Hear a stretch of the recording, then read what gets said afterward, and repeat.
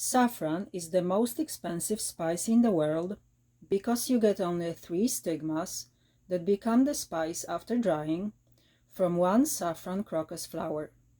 But its health benefits and their decorative function make them well worth growing. Historically, saffron has been used as treatment for depression, and several studies support this claim. Antioxidants found in saffron may help reduce blood pressure and protect against heart disease. Saffron is also proven to be effective in treatment of premenstrual syndrome.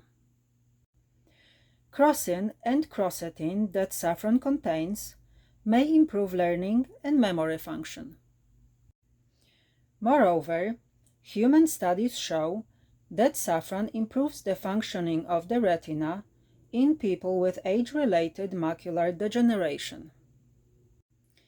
And last but not least, saffron is rich in antioxidants and flavonoids, which may be effective in preventing and treating several different cancers. Saffron can be used to make tea, in rice dishes and desserts, and you don't need much of this spice. To make saffron tea, for example, you need about 5 to 12 of the red stigmas from 2 to 4 flowers.